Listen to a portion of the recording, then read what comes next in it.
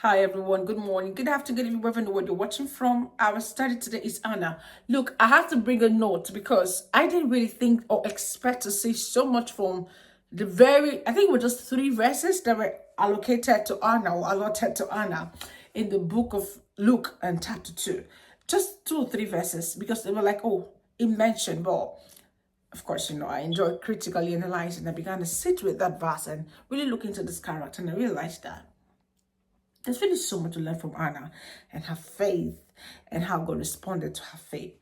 Now, let's say this. How exactly did Anna walk in faith? How did she demonstrate faith? In consistent devotion, 60 years. This woman had her marriage for only 7 years, and then her husband died. And then she devoted herself to praying, or from the time she started praying on that level to the point when the Messiah came was about 60 years or even over 60 years, because the Bible says that she was really, really old. It is amazing.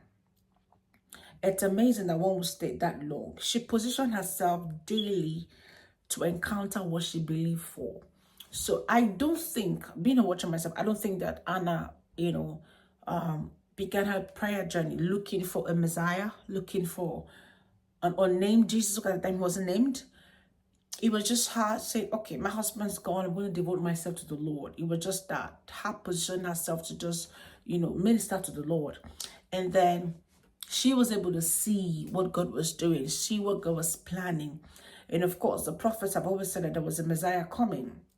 So in the place of prayer, Anna could recognize what that Messiah would be like. She probably was told when Jesus would be born, because it wasn't coincidence that she could recognize Jesus.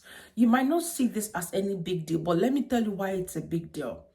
All the Pharisees and the Sadducees, all the other guys who claim to know the Lord, guys who claim to probably be assistant Moses that assisted in the writing of the law of God, they didn't recognize Jesus, because if they did, they would not have crucified him. Now, Anna demonstrated that you can only recognize something that you are positioned for, right?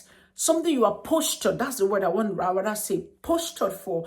And the place to build that kind of posture where you can recognize when God releases something is in the place of prayer, right? So Anna's devotion was so full of faith for me, because what kind of prayer are you praying? What are you expecting over a long time that you have to sit in a place, of course, whatever, going, coming, right?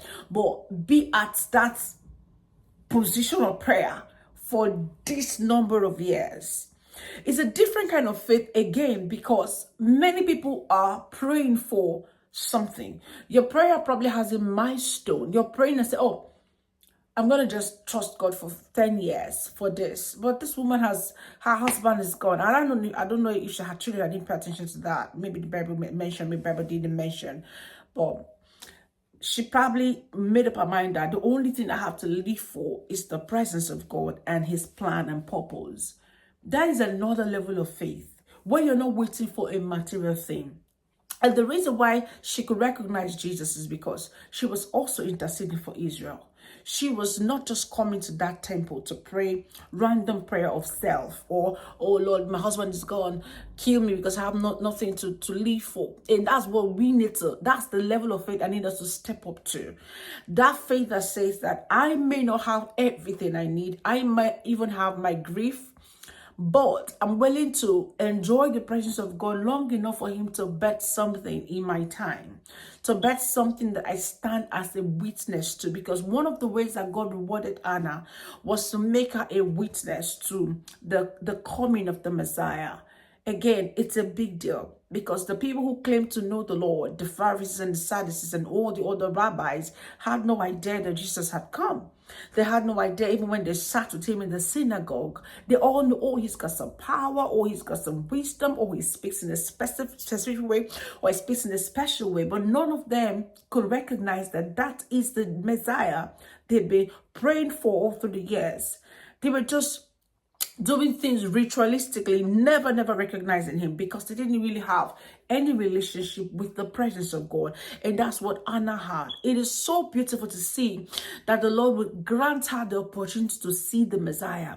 Many people didn't see. There were just a few of them that had waited through from the early years to that point, like Simon, right? So it was a demonstration of faith that she would just say, I'm no longer going to care about my needs. I'm going to focus on what God is doing. And I just want to be with the Lord and contribute to what he's doing in the place of prayer. That is another level of faith.